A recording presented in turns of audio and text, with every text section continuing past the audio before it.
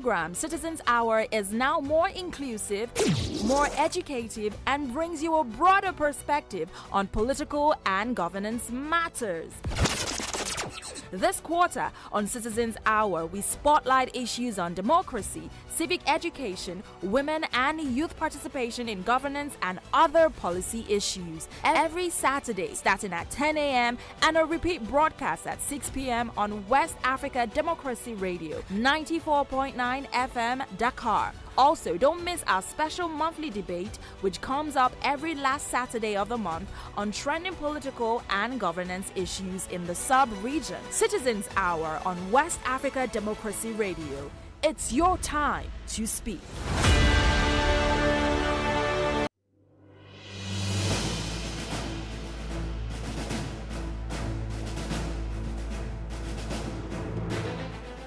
Hello there, and thank you for joining us on this edition of Citizens Hour, your democratic citizens engaging and current affairs radio program. We are coming to you live from West Africa Democracy Radio, 94.9 FM in Dakar, Senegal, and online at WADR.org, YouTube, and Facebook.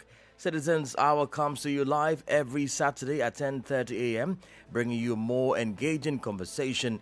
I am Imo Edit here in Dakar, and I do have my colleague Usman Umar in Abuja co-anchoring the program. Usman.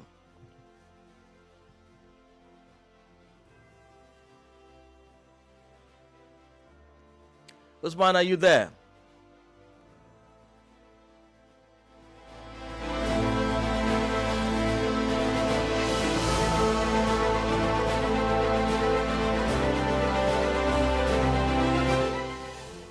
All right, Usman, I guess you forgot to unmute yourself. Please go ahead.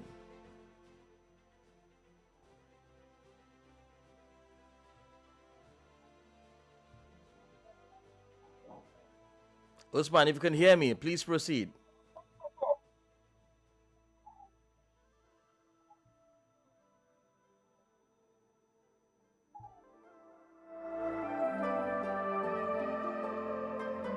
All right, well, while we wait for Usman to come online, indeed, we thank you for staying with us on this edition of Citizens Hour, where we bring you conversation on that centers on accountability, justice, and the voices of the ordinary people. Well, today's edition takes us to the heart of regional stability and human rights.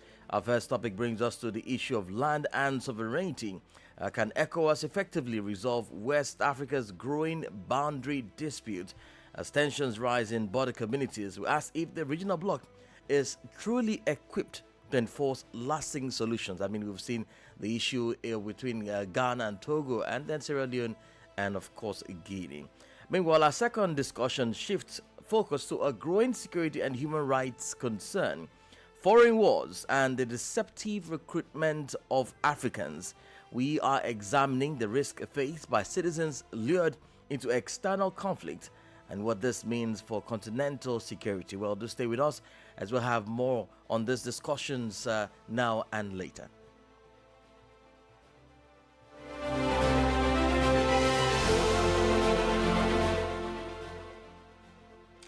Well, we welcome our listeners joining us on Facebook and YouTube. We are streaming live. You can be part of the conversation by dropping your message on the comment section. Well, Usman, let's check on him if he's back. Usman, are you there? Yes, I'm here, Imo. Thank you very much. Of course, network. I was here until the very first minute that you started the introduction, only for network to yank me off. But thank God I am back right now.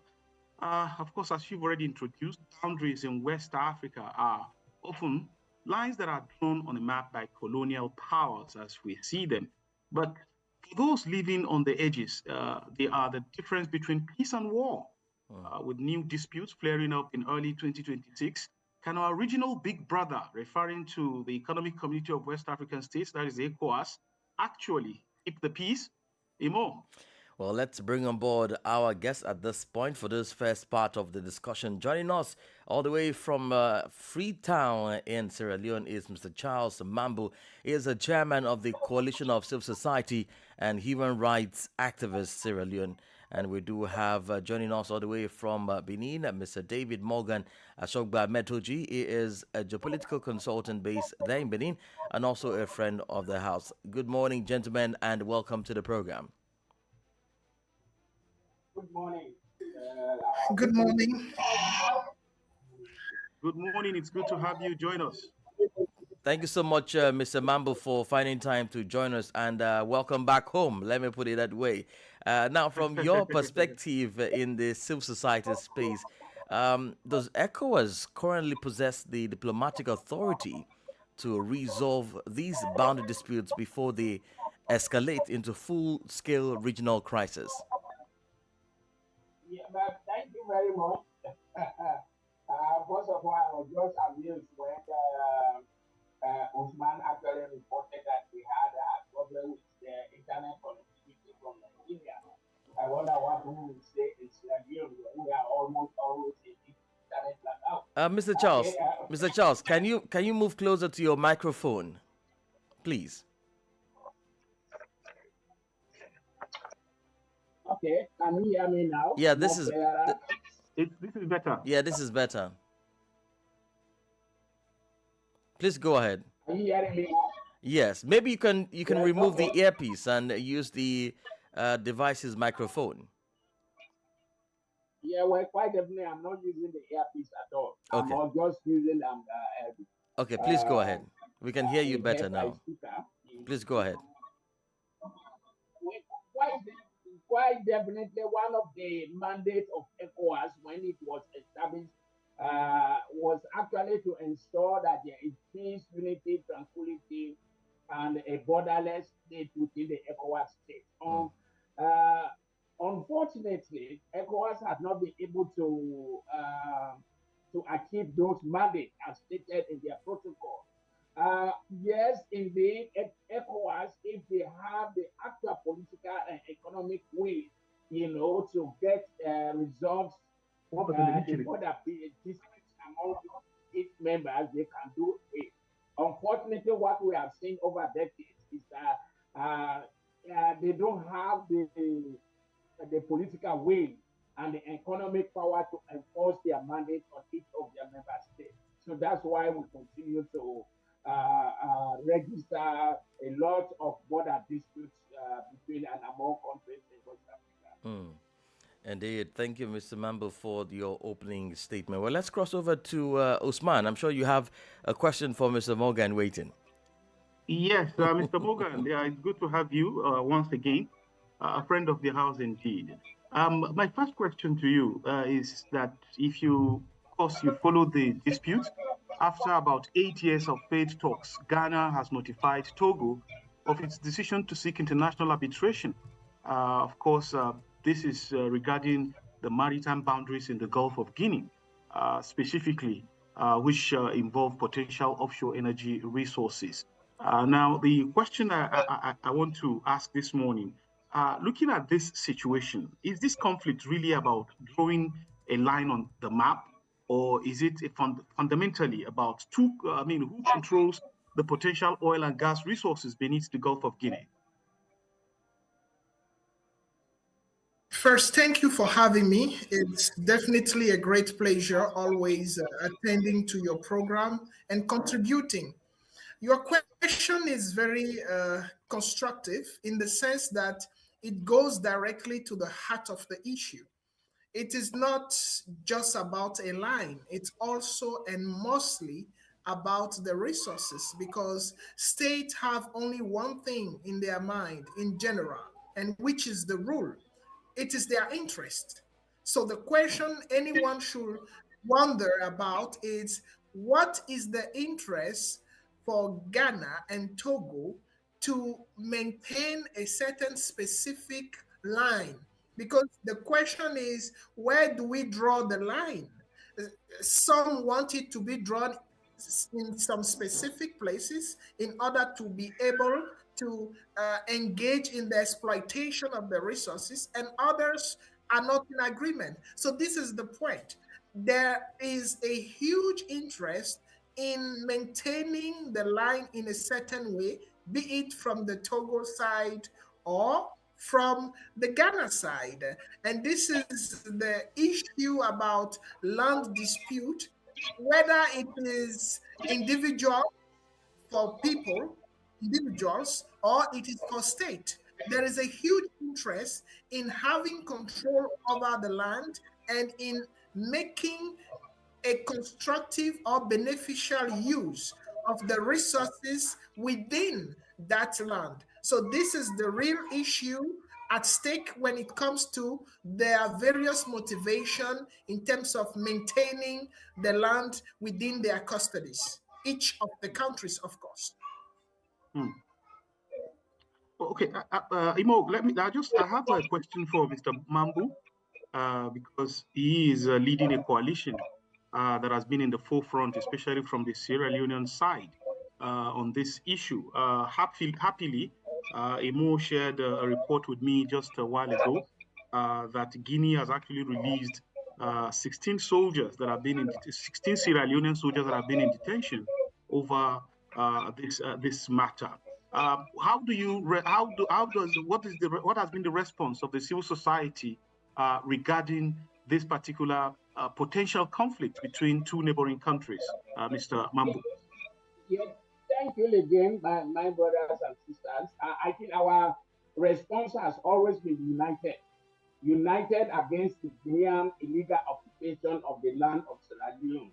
I think there is no doubt every civil society within the coalition of civil society and rights activists in Sierra Leone are united, and we cannot shift our position from that point. We have followed this issue, especially one that started in Yenga in the southeastern part of Sierra Leone, and that came about when Guinean forces actually entered to help us to end our rebel war in 1991.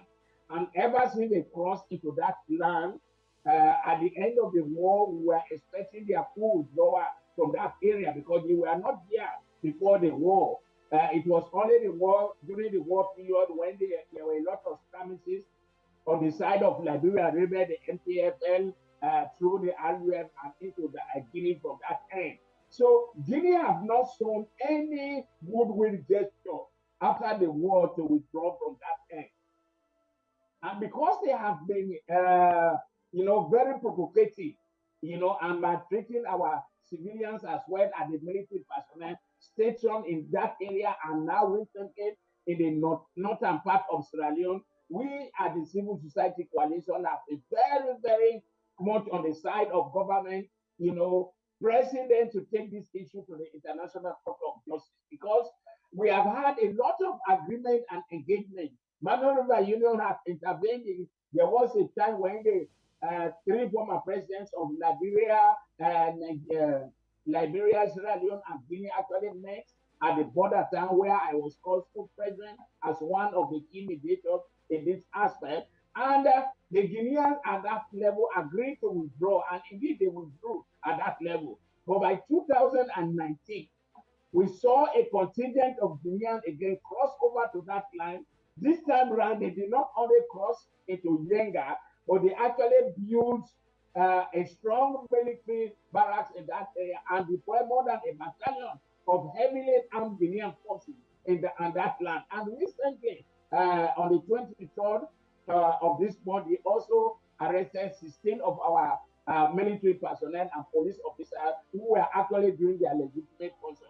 We have condemned this act and we have asked the government of Sierra Leone to actually take this matter to the International Court of Justice. Because all agreements, all resolutions, all engagement that government of Sierra Leone and we also from civil society have had with the officials of Guinea have also proven futile.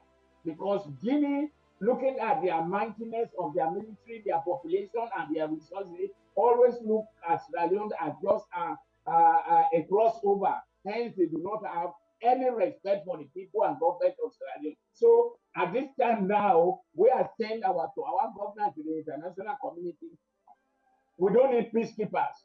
We don't need handouts for you to come and give our people. And we don't want our people to become displaced both internally and externally. So this is the time we need to come in to resolve this matter. And that's why in my intro, I actually said that You know, the only time we have seen actually ECOWAS taking a decisive action was at a time when we have General Sani Abacha of Blessed Memory in Nigeria, who actually funded the ECOWAS to enter into Sierra Leone and Liberia, and who single-handedly, you know, led ECOWAS and ECOWAS to intervene in Sierra Leone and remove a ruthless rebel and sober group from Sierra Leone. So after that, we have not seen much of ECOWAS speaking and biting at the same time. So that's why we are now saying we should have to take this matter to the International Court of Justice, because ECOWAS have mediated, Mano River Union have done the same,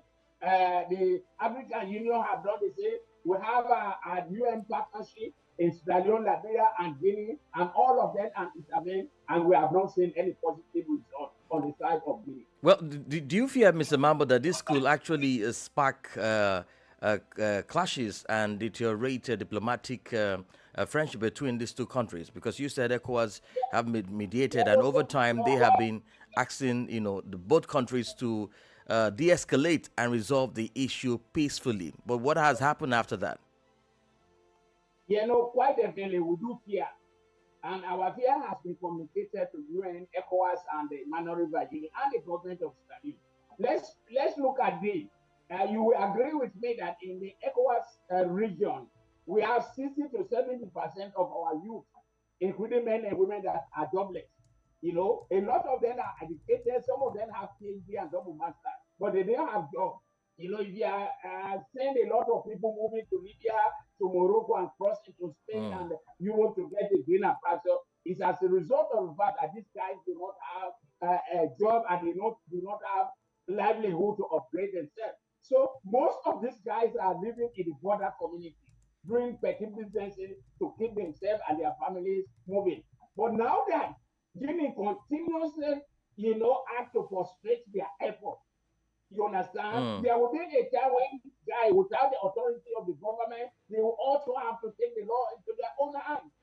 And we can appear that we have followed the war in Africa and in the sub-region is as a result of jobless youths who can easily be manipulated because of a single dollar, and they can take up arms and ammunition against anybody, including their own government. We are seeing that. All of us see what's happened in Liberia, what is happening in Nigeria, you know, what happened in Cameroon, all of them, as you have seen in Bakassi and the rest of this.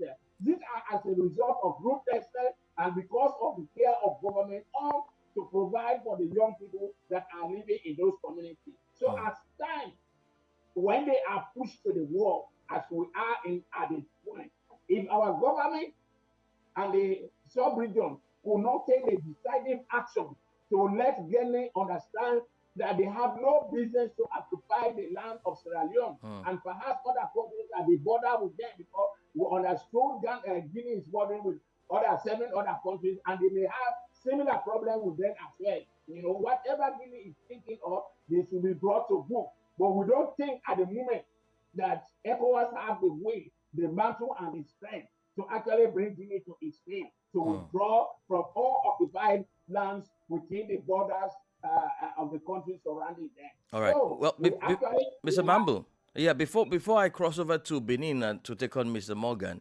after the release of the 16 soldiers, there haven't really been any concrete communication by both governments. Do you know what is happening at the moment after this release? What have they discussed and what has been the resolution? I have been following that. Other international media organizations, RFI and others have just contacted me since last night to give my view on them. I actually have not. Before coming on to here with West Africa Democracy Radio, I tried to call the Minister of Information, which is actually the government spokesperson, to understand from him what is the situation currently, when we understood that the situation has happened with it. Unfortunately, I could not get the minister online. I will hope to try again. So we at the civil society level, my colleagues in the country, across the country and in Britain, are just knocking on my doors. They are asking me questions, Mr. Mamu, what is happening? You know, I just told them to please let's wait, because since the release release yesterday, which we understood. We have not got any press release from The the government. Republic of Guinea-Conakry, and that also from the Republic of Sierra Leone. So we are still checking on them. I can't give much talk about that at the moment. Where we are still continuing to find out. All right. Well, let me cross over to Mr. Morgan. Quickly tell us what weaknesses or limitations within ECOWAS is actually hindering this bloc, its ability to enforce boundary resolutions.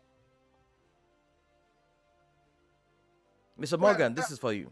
The first thing to, yes, can you hear me? Loud and clear. Yes, we can. Perfect. So the first thing to look at is what is actually the main reason why we are dealing with this kind of issues, and what is the ECOWAS. I think I've never missed an opportunity to highlight the fact that the ECOWAS as an institution is an international organization that depends on the piece of sovereignty that is handed over by each state member to the institution. So the ability or the capability of the ECOWAS depend on the willingness and the action of the member state. And so far, be it the UN or the ECOWAS, states do not want to play with the notion of sovereignty and the notion of non-interference in domestic affairs. And these principles are so much cherished that it is a huge hindrance for any international organization in terms of actions that are needed for the maintenance of peace and security whenever the key actors of that maintenance are involved in the process. And this is one of the major hindrances that most of the international organizations deal with, and the ECOWAS is dealing with. And the other thing is to look at the real reason why we are facing this border dispute today. In the case of Guinea and Sierra Leone, based on the facts that are being gathered here and there, it is said, and this needs to be definitely verified, but documentation let us understand that at a certain moment, Sierra Leone needed the support of African military troops during the Civil War. And Guinea was part of those countries that decided to support in the process. So Guineans military came in, but at the moment of withdrawing, some of them might have decided, based on the fact, to not withdraw entirely from the territories. This is one thing. But what we do not see is the deal that have been held behind the decision of a state to move in their troops. Remember that I said and highlighted that states are nurtured by their interests. So definitely something was agreed upon. Even when you look at the issue in Congo, we are questioning the presence of Rwanda and so on and so forth, a dispute that is still landing and sustaining through ages. The reason is that at a certain moment, some leaders in Congo needed backup from neighboring countries' military in order to take over and lead. But at a moment, they had some deals. And we do not have access to those deals to really look deep inside and understand where is the issue. But one thing is very clear is that there must have been a deal, and are the parties respecting those deals? And this is an issue of decision-making process. So what were the reasons? First, that led the Sierra Leone state to have Guinea military in their territories. And what was the deal? And now today, do we have each party responding to the interests of that deal, because they are all discussing or disputing the land based on real facts. And those facts must be studied without taking part or taking side. We need to hear exactly what is the issue, what were the deal, and now that is maybe when we will be able to find a way to settle the dispute. And there is nothing better than international institutions with commission of investigation to establish the fact. And it is the right way when you look at what Ghana has decided to do in the case of Ghana and Togo issue. I think probably Guinea and Sierra Leone might be willing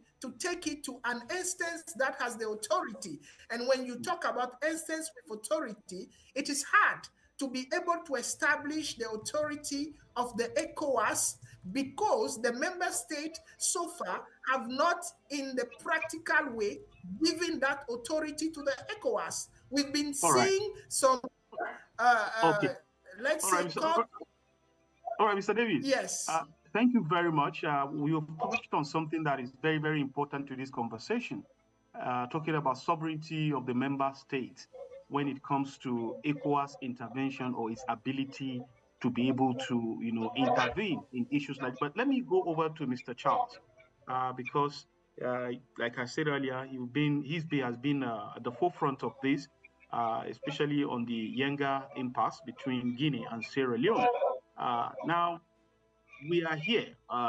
You've already established earlier on that ECOWAS is also weak in terms of what it could, what it was supposed to do. But from your own point of view, what measures do you think ECOWAS could have, taken to have prevented a small border misunderstanding from turning into a full-blown military conflict? What were those things that ECOWAS could have done, even if they have not done it? Okay, before I go to that, let me just throw light on a few things that my brother just said.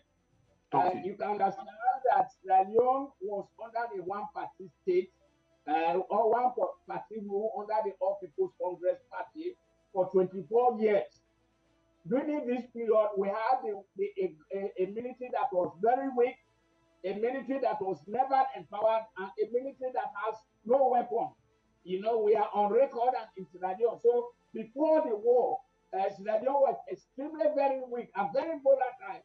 In fact, it was as a result of this action that the then president of Liberia, Chastelo, in collaboration with Fode Sanko, who was a dissident from Sierra Leone, we are able to put up the RUF, the Revolutionary United Front Rebel, that actually attacked Sierra Leone.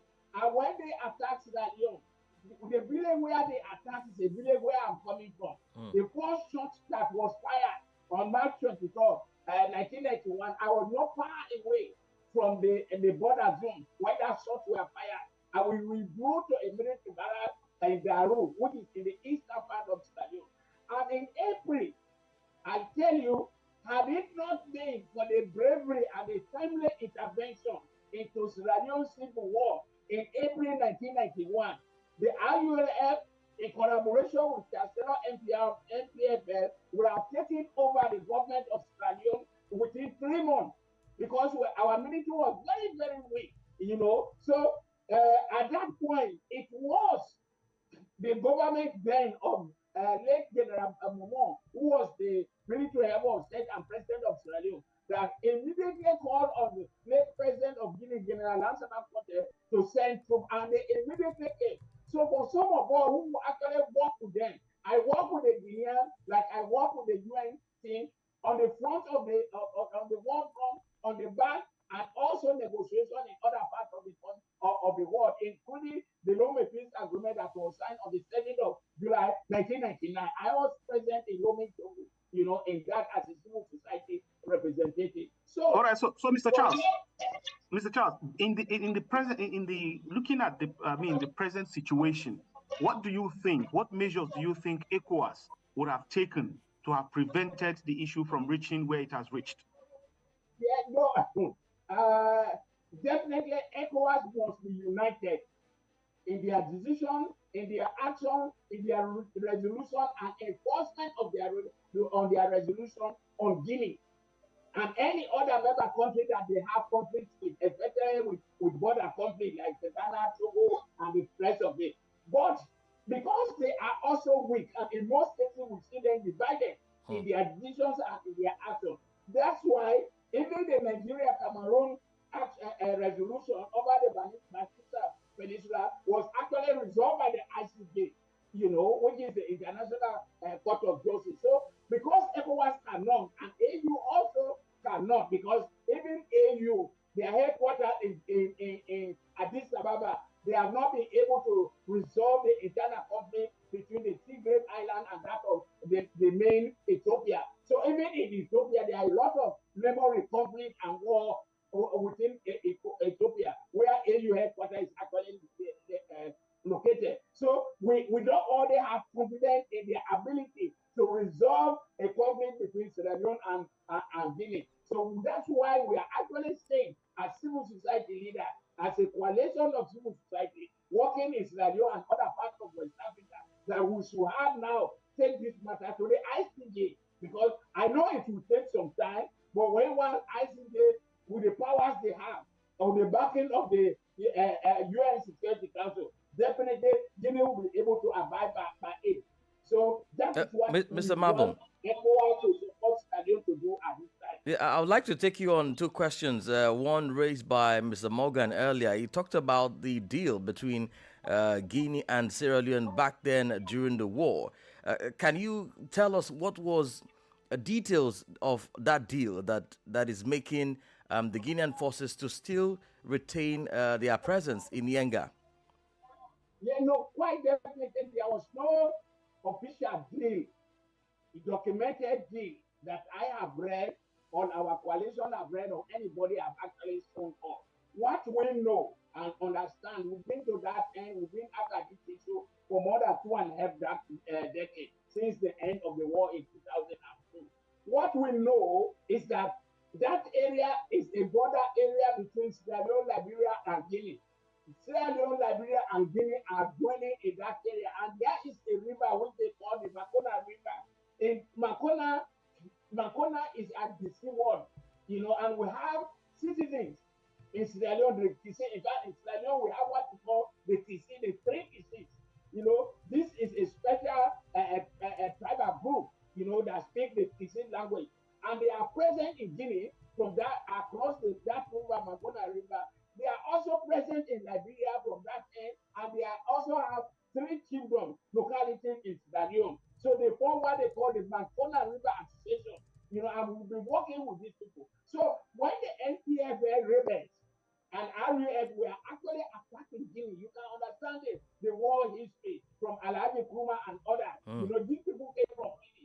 So NPFL of Liberia wanted to retaliate against the Guinean government for hosting. First of all, hosting Alhaji Kuma's rebel, Yurimuke, that entered through Sierra Leone to Liberia. Some of us were at the front at that time, working to defend our country and our land. So that sport is a sport that Guinean troops actually move in to Yenga and up to Kwendo, so that they can prevent the continuous attack from RUF and NPFL into Guinea. So they wanted to secure, and when there's a fight, they come in, you want to secure your border, the best thing you have to do, you don't fight in your country. If you have the military power, and Guinea have the military mind, so they have to move. They have to drive both NPFL and RUF from that end. So they could not stay behind the Makona River. They have to move their military contingent across the river to occupy that land so that they can prevent NPFL and RUF coming to attack Guinea from that point. Well, So at that time, Mr. Charles, let me quickly throw this in. Let me quickly throw this in because of time. We do have a comment from one of our listeners on our WhatsApp platform, and this is similar to what I wanted to ask. We do have the ECOWAS chairman being the Sierra Leonean president, and this listener is asking, shouldn't this be a wake-up call for the new ECOWAS leadership, being that Sierra Leonean president can champion a restructuring? You talked about ECOWAS, AU not having the ability to resolve internal crisis within the continent. No, given the fact that he is the chairperson of ECOWAS, isn't this a call for restructuring? This is a question from one of our listeners. Please respond, Mr. Charles. Yeah, no, it's actually a call for restructuring, but from our own point of view, coalition of civil society, our President Bio is now in power for the last 7 years, and there are two common things that we have wanted, and we are still expecting our President Bio, to actually complete, because he has less than 3 years now to his final term, according to our constitution. Both President Bio and General Lassana Doumbouya in Guinea are all comrades in arms. That means both of them have served the military of both Guinea and Sierra Leone, and both of them have fought war. So we are saying that these two people are friends and brothers and sisters. You know, we have not had the last two war presidents that we have, late President Ahmed Jankaba and former President Anes Nkrumah, were all civilians. And this issue is a clearly military and corporate issue. In addition to being a military man, is that you are a president of this country. President Badabio also fought on the forefront. He actually fought in Nigeria and other parts to save the Mano River Union and the ECOWAS. He is also a PhD holder in conflict and peace resolution from Oxford University in the UK. So for us, we have directly called and still calling on him to use the opportunity, a God-given opportunity, which he has, to actually resolve this matter. Because this matter is both civil and military.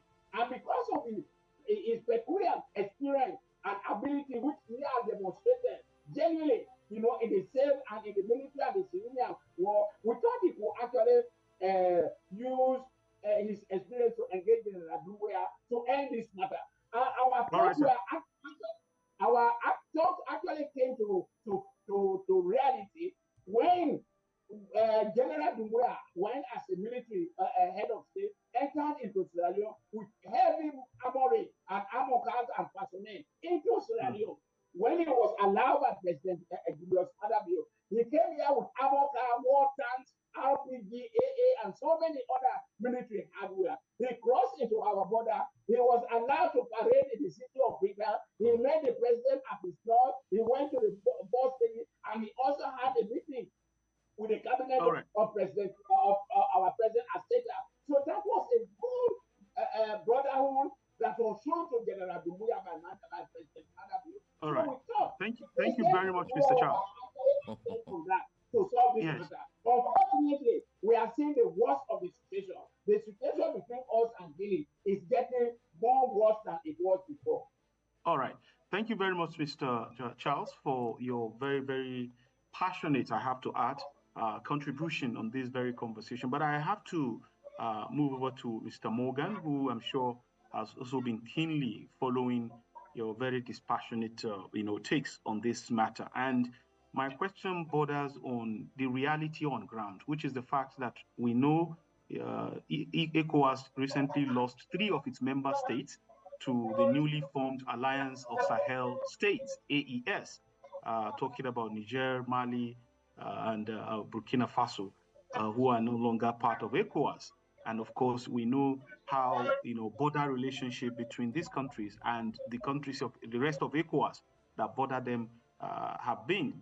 The question I want to ask Mr. Morgan is, looking at ECOWAS and AU altogether, do you think they still have the capacity to resolve border disputes among member states, particularly since we have agreed here already that ECOWAS has a weak stance, especially with respect to sovereignty of the member states?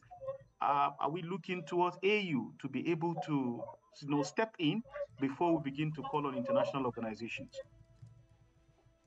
Well, this is also a very good question. And the fact on the ground can clearly lead us to understand that in terms of practical aspects, the two institutions are hampered. They are not being able to settle the various dispute, be it land dispute or any other type of dispute or conflict. The two institutions are faced with serious and severe challenges. And these challenges depends on different facts. And one of the things that we are not maybe paying attention to is that justice has a cost. It takes some money to set investigation team. It takes some money to take international lawyers to defend the state. It takes some money to even organize the whole process. And when you look at those figures, sometimes you wonder if it is not best invested in the various countries to develop schools, hospitals, and even bring some waters, potable waters to the people. So we are faced with serious issues, be it financial or structural or even strategical. And in the case of settling a land dispute, one of the challenges remains also who is going to bear the cost effectively.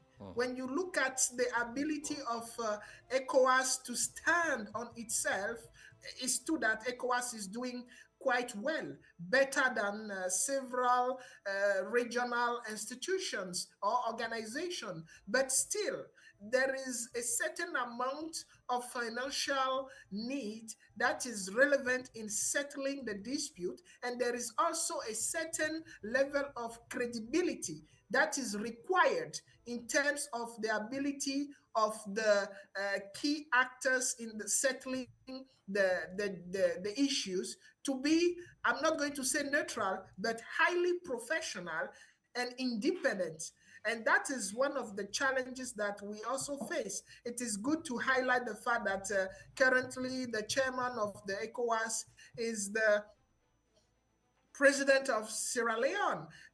This normally should not be an issue, but it is because the level of credibility and trust that ECOWAS member state, let's say, render to the ECOWAS institution, especially when it comes to institutions that are enhanced or endower with the of settling dispute, they do not respect those institution verdict most of the time when we look at it closely, whether it has to do with land or any other thing. So I think these elements constitute element that displays the fact that AU and ECOWAS are facing serious challenges when it comes to settling dispute, be it financial, strategic, or credibility. All right. Of course, we're coming to the end of this very segment in a matter of 2 minutes, actually. And so I would want to start with you again, Mr. Morgan, to let us have your last words on this very conversation before we go over to Mr. Charles. In fact, I wish it wasn't my last word because the conversation is very interesting and there is a lot to say. So what I can say is that we need as Africans to find a way to settle dispute, let's say in a friendly way, because currently African states are too busy with internal matters and need their money to settle and improve the living condition of the people. So it is difficult to see that we have to invest in settling issues, land issues that we could settle friendly. So I'm encouraging our African leaders to think differently when it comes to approaching land dispute and improving people's living conditions. Thank you very much, Mr. Morgan. As I cross over to Mr. Charles for his final words in the next 60 seconds, sir.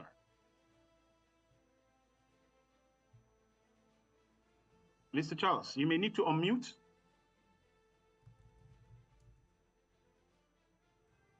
West Africa, what I'm saying is the West Africa Democracy Review should actually have allocated a lot of time to discussions like this because they are critical to our peace and security. Indeed. If Sierra Leone is not at peace, even Guinea Dakar will not be at peace.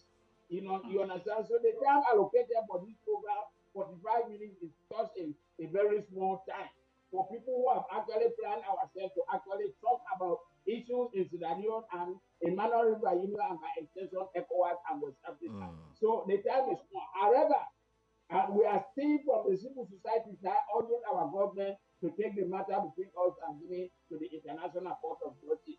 See, by all indications, ECOWAS, Emmanuel River Union, of course, Emmanuel River Union is already dead. It's a living dead organ, by all indications, we have seen them and AU. So let's now escalate this matter to the International Court of Justice. Indeed. Well, your message is well noted, Mr. Charles, and we assure you that next time we will increase the timing for conversations like this. Usman. Thank you very much. We want to sincerely thank Mr. Charles Mambu, who is the chairman of the Coalition of Civil Society and Human Rights Activists. He is from Sierra Leone. And we've also had with us Mr. David Morgan Asoba Mitonji, who is a geopolitical consultant. I understand that he is in Benin. Thank you very much, gentlemen, for your contribution to this conversation. Imo. All right, if you're just joining us on radio, streaming on YouTube and Facebook, this is Citizens Hour, and we're coming to you live from West Africa Democracy Radio, 94.9 FM in the Senegalese capital of Dakar. We have been examining the role of ECOWAS in territorial disputes. Usman. Now, of course, in the second half of the show, we shift focus to a very disturbing trend in human rights. Now, imagine being promised a high-paying security job in Europe, only to find yourself in a muddy trench on the front lines of the Russia-Ukraine war with no way out. This is the reality of thousands of Africans in 2026, as seen in viral videos on social media platforms, with parents and relatives of some of the victims shown in those videos already confirming the faces of their children and relations. Imo. All right, well, joining us to discuss this issue of deceptive recruitment of Africans for foreign wars, we're joined by two experts. From Ghana, we have Mutaru Mumuni Mukhtar. He is the founder and executive director of the West Africa Center for Counter-Extremism. Usman. We are also being joined by Brenda Wujuru, a jurist specializing in law, conflict, and governance. Welcome to the program.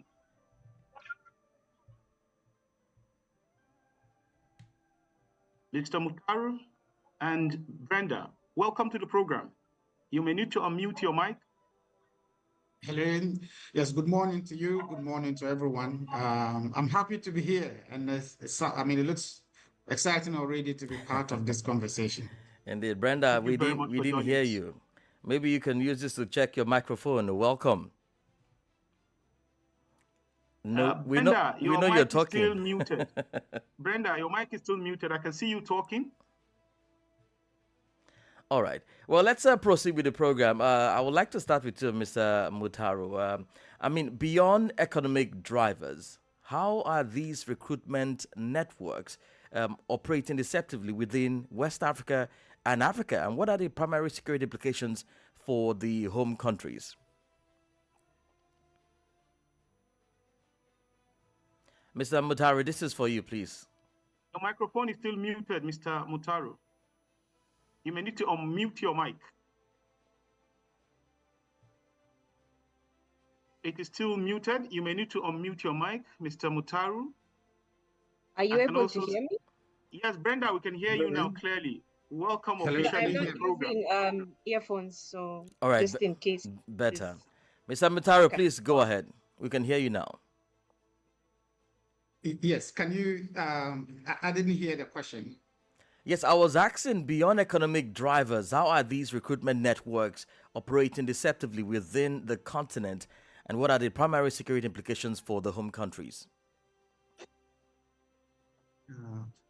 Of course, this topic is a very big topic, and of course, it may come to some people as a new development, but it's been a reality in Africa, in terms of our vulnerability to recruitment to these groups.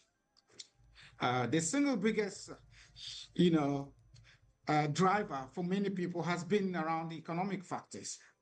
Economic factors are big motivations for young people to be recruited to join the war in Ukraine. And we've seen that happen across countries within Africa, including West Africa, Southern Africa, and Eastern Africa. The economic factors, if you look at the reality of youth unemployment in particular, it's a big motivating factor. Africa is a very youthful population. The average West African, for instance, is a 19-year-old person. And that reality, it's meant to be a strength that young Africans should be part of, a strong infrastructure for development. And yet, we do not have economic opportunities that match the huge numbers and the hundreds of millions of young people who are, without jobs. And this exposes them to many, many risks, like we're now seeing at the moment. There are many others who are not necessarily motivated by just economic factors. There are some of them who are influenced by a desire to live out some heroic fantasy, to be part of some big, event, to have a sense of relevance, a sense of importance, a sense of prominence. We've seen, a huge phenomenon where young people today are not just desperate, they're not just looking to do, to empower themselves economically. They want to be relevant. They want to be noticed. They want to be viewed as a huge part of, a big phenomenon. And that is a factor for many to join, things like that. And we've seen that even when you come to the context, within the context of terrorism. Many think that terrorism is a product of economic, economic factors or religious factors. But there are many people who get involved largely out of the desire to live out some, heroic fantasy. And we've seen that they are not poor. They are not, they are not people with lack of knowledge of religion. They are people who are well-to-do, who are exposed, and yet they join causes like that. So in Africa, we've seen this happen.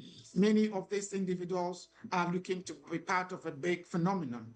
If you look at the geopolitical context and conversations around what is going on, there are very strong views among young people who are seeking to choose sides in the war. And that is a factor that drives young people towards either Ukraine or Russia. And those things have colored, people's motivation to join, the fight. And I think that these are my preliminary comments on it as we go on. Indeed. Well, many thank you. Many thanks for that very broad background and a contribution to this. Officially, I still want to welcome Brenda, of course, to the conversation because this is about young people. And, as Imo has already laid the foundation, if you look around the news in platforms, Russia-Ukraine war recruitments in 2026, you have reports indicating that over 1,700 Africans from about 36 countries are fighting for Russia.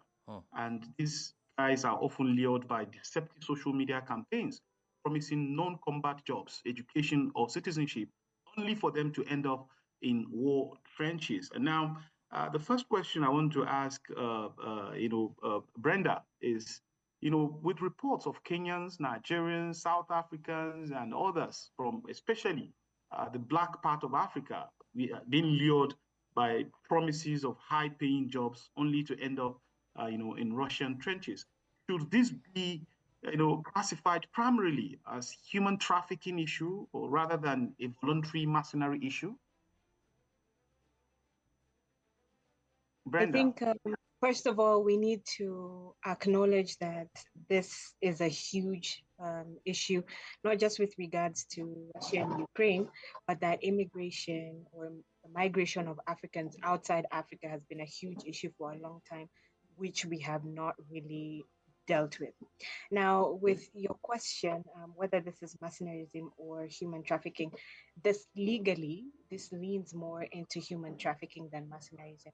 And why this is so is because one of the constant stories that we are hearing around the continent is that there are contracts that are being signed before these Africans are leaving the continent.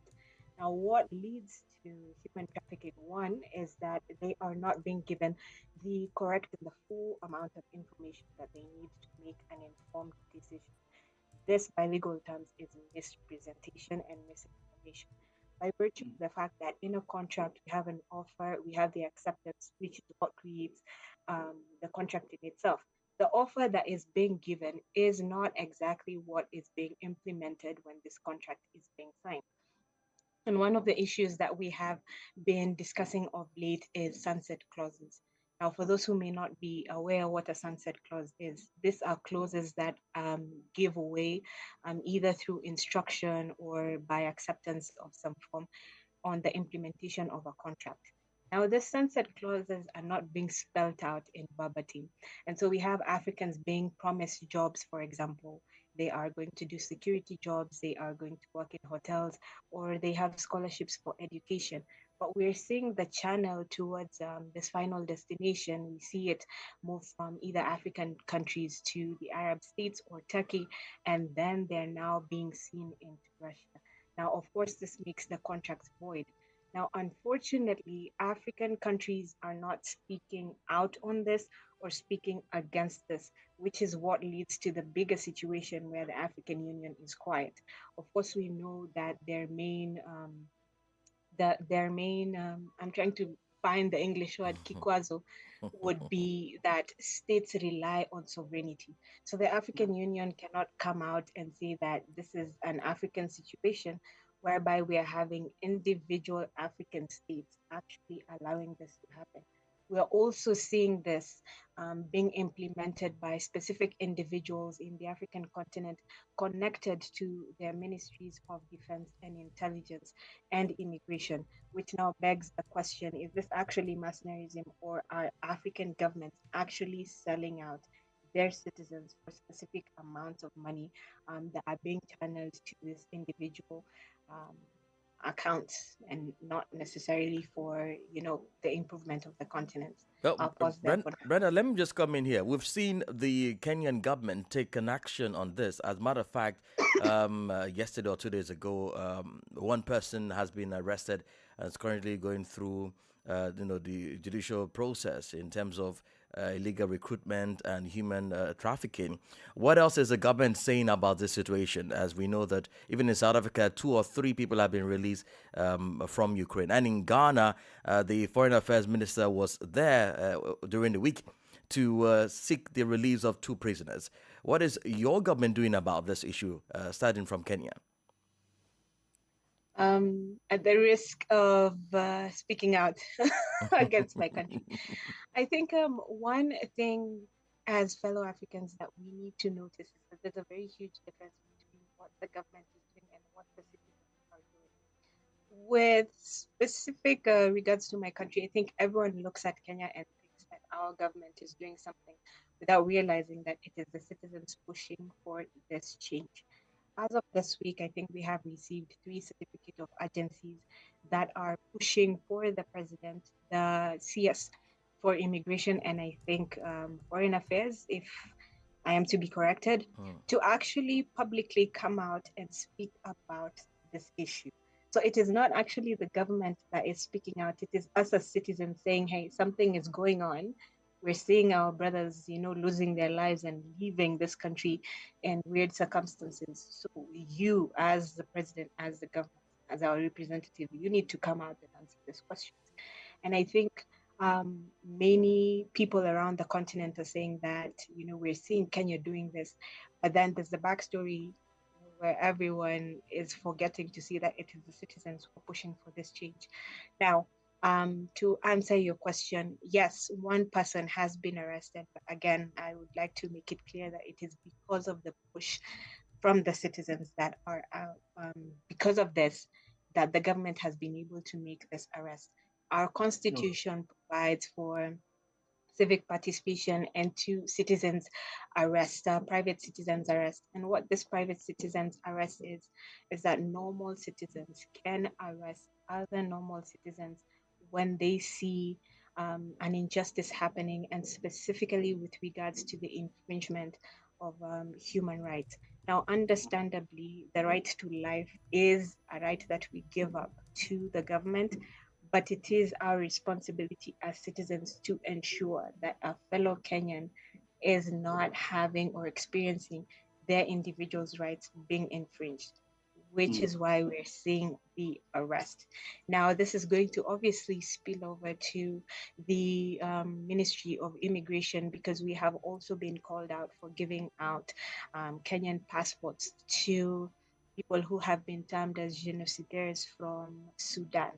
And of course, that is also a question we would like answered, because we are seeing Kenyan citizens also being pulled to this specific route of Sudan, because it is a war-torn country, and obviously, since there is no peace and security, we do not expect the police to do their job. So they are using this as a loophole to send Kenyans to the war zone. Okay. So, all right. yes. Thank you. Thank you very much, Brenda. I can also see that Mr. David is still sticking around. In case you have comments, remember that you can drop them on the comment box of your Zoom link. But let me go over to Mr. Muntaru, because you have already highlighted that this is more of an migration issue, which you've already given us a broader background to. But the question I want to ask is there a relationship between the ease with which Africans, particularly West Africans, get lured into schemes like this, with how the government, the various governments of the countries of West Africa treat their citizens back at home? I'm talking about their inability to protect their citizens in the first instance, their inability to provide what makes life what leads to dignified living in the first instance. Is there a relationship between these two?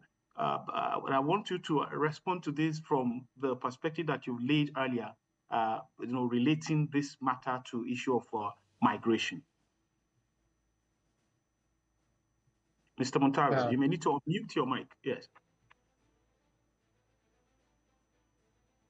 Mr. Montaro, your mic is still muted. You may need to unmute. Right. Yes. Can you hear me now? Yes, we can hear you now clearly. All right.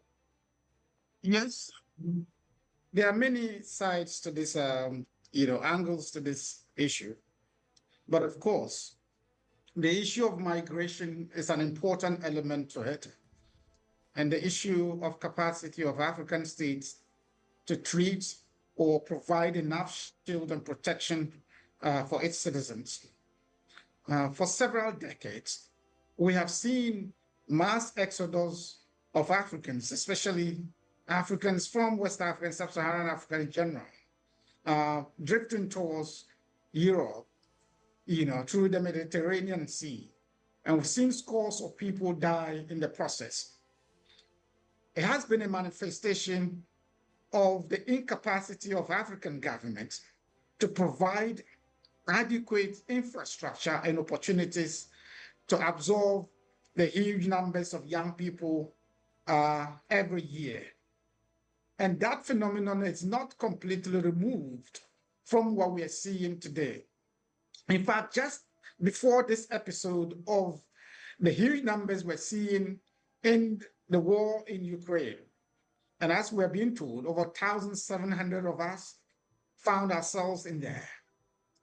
And prior to the release of this data, not many people thought that there would be a significant number like this in the war, because it wasn't something that was publicized enough in terms of the recruitment process into this place, into this. And yet we have this huge number that's part of it. But even before that, we saw, the issue of terrorism in the Middle East, like ISIS and other groups. It involved huge numbers of West Africans, including North Africans, who were part of this battle. It was because we had very little to do back home, very little opportunities, and our states were not in a position to provide adequate job opportunities for young people. And so anything that looks like an attraction, like an opportunity, like an escape route for young people become a big thing, a big phenomenon. And that is why we're seeing that happen. And I can tell you, I don't see this thing stopping immediately, in spite of the now raised awareness around it. What we're seeing generally is a manifestation of the incapacity of our governments to provide what I call the entitlements of citizenship, the provision of job opportunities, job creation, and an environment that allow young people to realize their potential, opportunity to realize their dreams. There have been so many opportunities that, passed Africa by. Today, we're talking about technology and its capacity, to serve as a game changer for development here on the continent. And yet, we're not seeing adequate intervention, adequate preparation to allow young people to take advantage of that.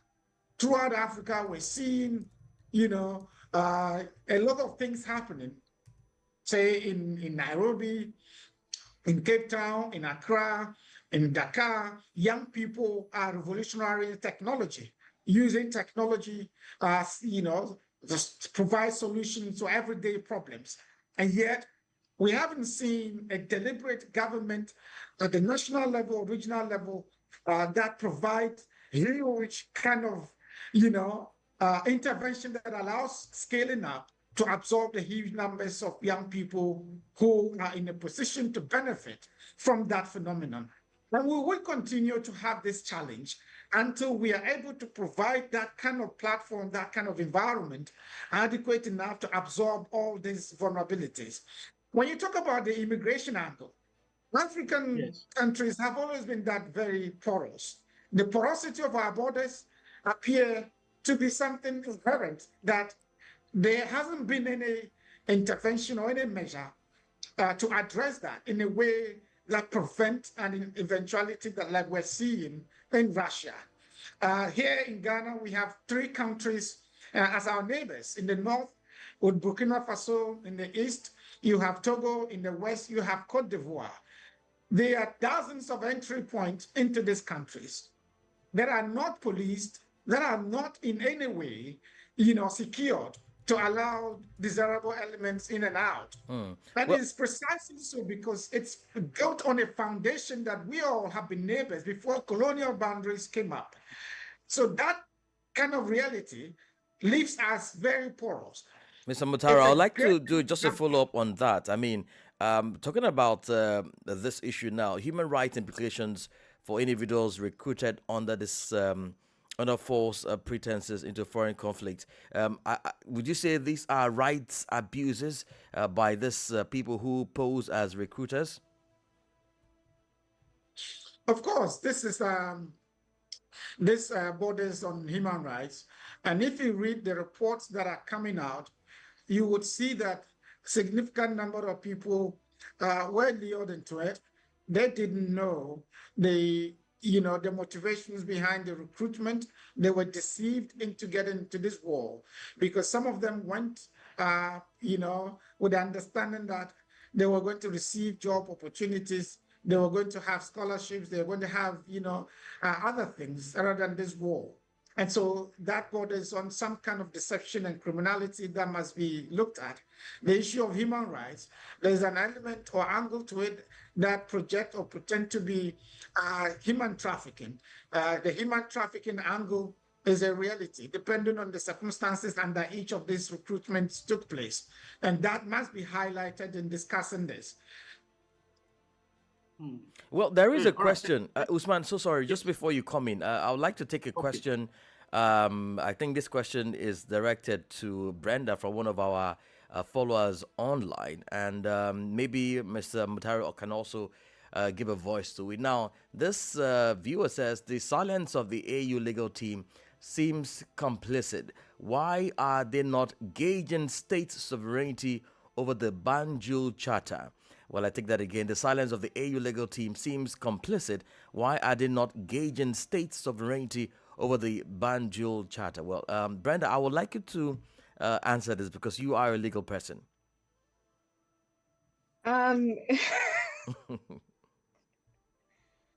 Okay. So first of all, the original structure of the African Union, I forgot that specific charter, but it is the executive, I call it the executive charter, is that today's countries were supposed to be ruled as provinces. That is how the structure is run. And the Banjul Charter is specific to human and people's rights, right?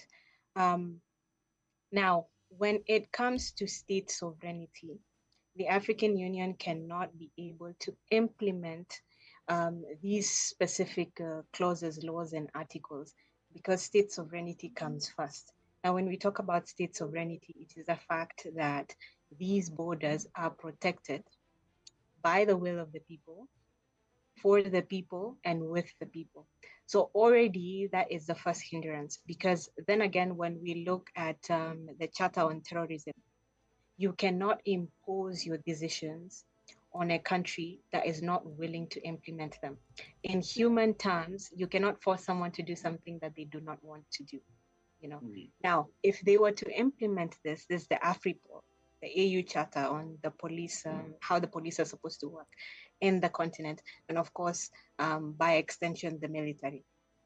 You cannot walk into a specific country and impose your own laws if, one, you're not in agreement with that country, and two, if it is not respecting the constitution at hand. So the farthest the African Union can go is just to speak and hope that these countries work together, either individually or through the REX, to implement this, which is why we're seeing silence from the AU, whether the legal unit or the courts. However, we're seeing the Pan-African Lawyers Unit, which is the legal faction of, I can say, the African Union, speaking out against this. Again, unfortunately, I would like to brag and humbly point out, PALU has a huge Kenyan membership, which is why we're seeing them speak out. So then it begs the question, are we also waiting for someone else to do something, see the consequences of their action, for us to decide, then we can do this as Africa? I think. Okay. No, thank you very much, Brenda. I want to go back to Mutaru because we've touched on the role of African Union on this. Russia has repeatedly denied illegal recruitment, saying that all the people who fight in the Russian army do so, especially the foreigners, do so on their own volition. And of course, we've also seen some experts arguing that the videos being released are also part of propaganda materials by Ukraine and all of that in order to weaken the Russian side of the war. But the question I want to ask Mr. Mutaru is, how can African Union member states collectively demand a stop to these practices without endangering their broader geopolitical relationships with Moscow? Because we know many of these African states are still in very, very close relationships economically, military-wise, and all of that with Moscow. How can we use the instrumentality of the African Union to bring about a stop to this? Because if you've seen the videos, they are truly, truly dehumanizing. Well, these are serious matters that we should have responded to as early as 2022-23. And yet, we have been that slow, ineffective at addressing this until it got us to this point. About 3 years ago, there were rumors around recruitment into this, war, a war that is not ours. And yet, we did not see anywhere within the continent any government with a comprehensive strategy or even awareness creation plan to ensure that citizens are adequately informed about the potential that they could be lured into the war. We didn't see that. We waited until the West situations happened. As we speak now, dozens have died already in this war. We have over 55 Ghanaians who have died in this war. We have 2 of them who are captive, within the Ukrainian territory. And as you said earlier in your preamble, you talked about our own foreign minister's visit and the exposure, to the reality on the ground. It tells you the lack of, proactiveness on the part of African leaders to deal with problems and often wait when it's escalated. And it's the same thing we are looking at right now. We need to use all avenues possible, beginning with diplomatic pressures that ensures that we are working with these two countries to ensure that, those who are within their territories are returned, because the understanding that is that these individuals, Africans in this war, are meant to be there until the end of the war. No one knows when the war is going to end. If you're following discussions between, Ukraine, Russia, and the Americans who are involved in negotiations to end the war, it appears clearly that there is no end to this war at this moment. And so there's a need for Africa collectively, ECOWAS at the regional level, and African Union, to work together and put diplomatic pressures to ensure that these individuals are returned back here. If you explore the human rights angle to this, which should be a stronger, tool in terms of raising the potential violation of human rights of vulnerable individuals, because you're seeing predatory measures that are employed in the recruitment of vulnerable people from Africa. These are individuals who are economically disadvantaged, who are economically vulnerable. And to take advantage, to exploit that vulnerability, it's a significant violation of the human rights of individuals in this space. And we need to take advantage of all our instruments relating to this to ensure that we are prevailing on these two countries to ensure we put a stop to that.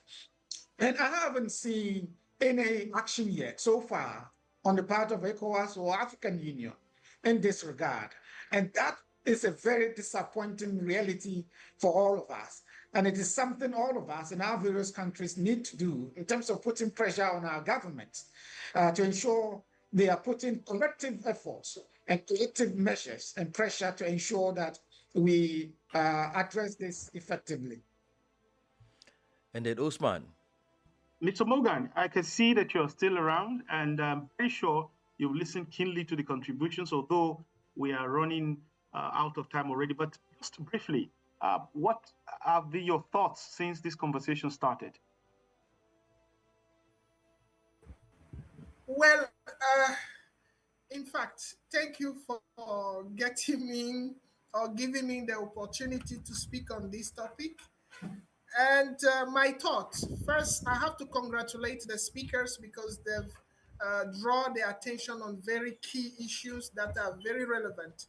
And what I think is that we are here in the real area of politics and geopolitics.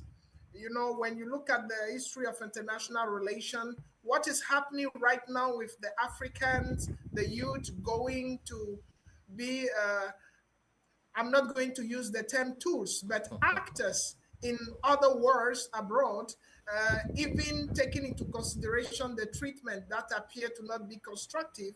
I think it's a fact that political leaders always look for the best way to handle a war without huge direct casualties.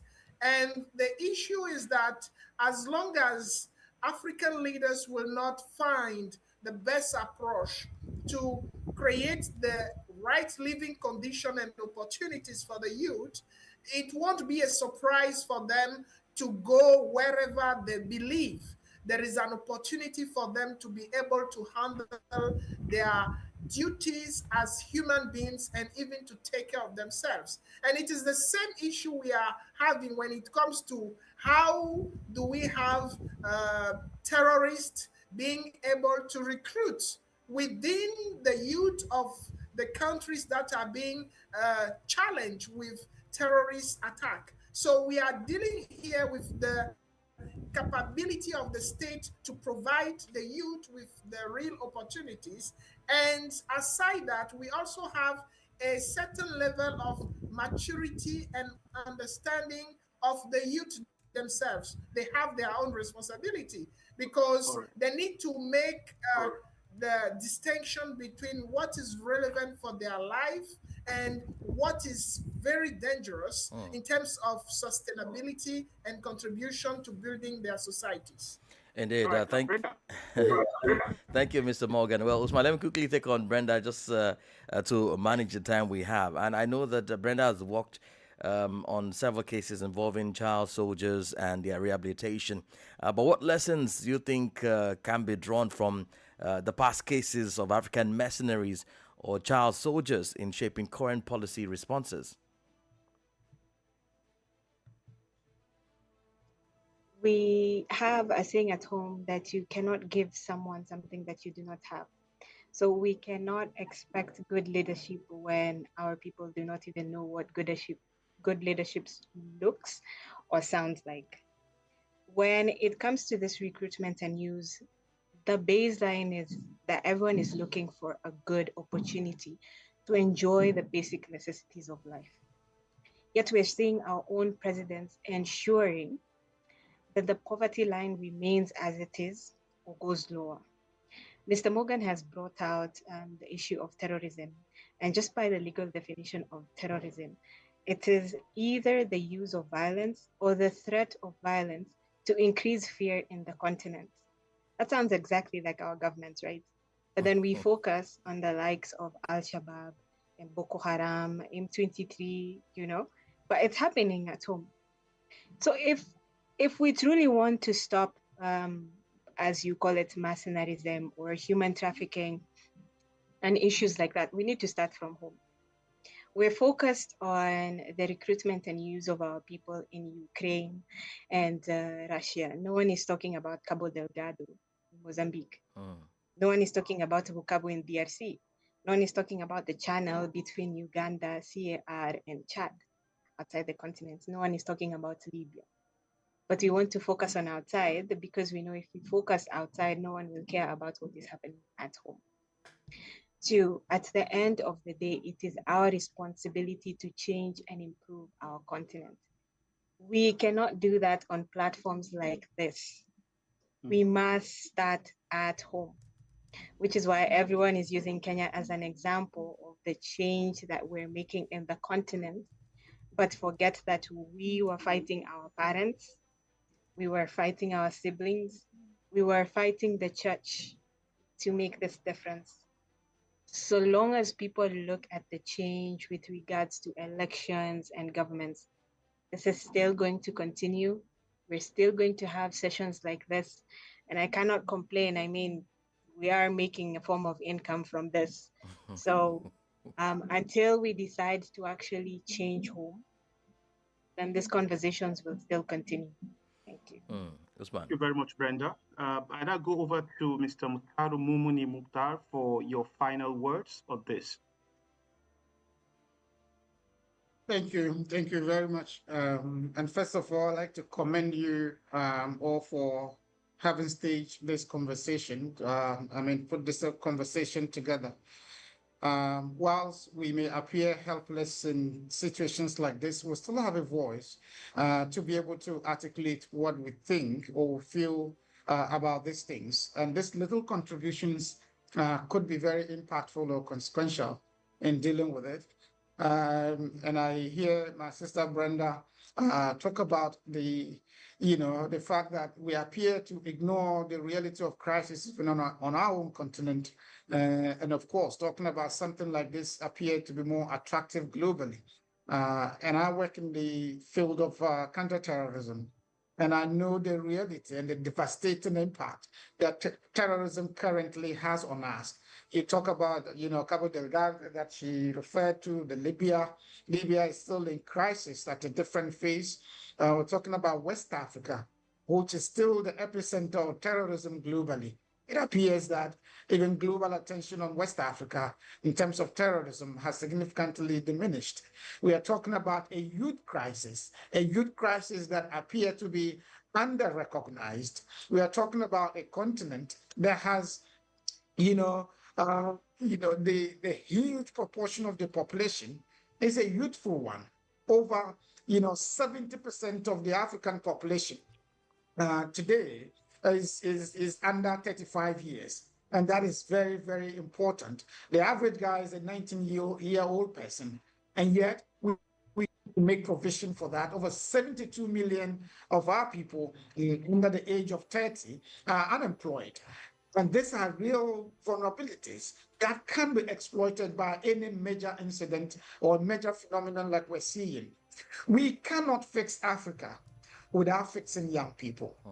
And that must be a fundamental truth that must guide all African nations, all African government, all African institutions, and even youth actors who are in this to ensure that we are addressing Africa's challenges. And I think this is what I like to say at this point. Thank you. I have to, Imo, let me do this thank you to Mr. Mutaru Momoni Mukhtar, because I like to pay attention to punchlines. Of course, and one that I will be going away with at the tail end of this conversation is that we cannot fix Africa without fixing its people. I think that's very profound, and it's on that note that I say a sincere thank you to you, Mr. Mutaru Momoni Mukhtar, the founder and executive director of the West Africa Center for Counter-Extremism, pardon me. Imo. And many thanks to Brenda Wujuru there in Nairobi, Kenya, for your contribution. And we thank you so much for also drawing viewers from your end to be part of this program. Thank you again. And we hope to continue this conversation. I mean, it's not ending here. We will continue. And each time we have it, we'll also bring you on board. Thank you so much. And before that, my sister Brenda, thank you. I'm very impressed listening to you on the various issues. And for your information, I'll be in Nairobi probably on Monday to Thursday, and I'll look to see if I could get the chance to meet if you're in Nairobi. All right. This is what WADR does. This is what WADR does. We connect Africa. Yeah. Thank you very much, guys. Of course, Imo. All right, that's a bunch we can take on this edition of Citizens Hour. We have examined the effectiveness of ECOWAS in boundary resolution and the rising concern of African recruitment into foreign wars. Usman. Of course, you can find this broadcast on our website, wadr.org, and all our streaming platforms. Thank you sincerely for listening, and join us next week. I am Usman Umar from Abuja. Thank you for your time. And many thanks to Mr. David Morgan, who has also been there all through the entire process. We appreciate your time. Thank you, Brenda. Thank you, Mr. Mutara, for all of and our listeners and followers on YouTube and Facebook. We appreciate your time. I am Imo Adet. Do have a great weekend. Thank you, Imo. Before you go, I want to just give a shout out to Mr. Kayode Henry. Thank you very much. We see your comments. Thank you so much for joining.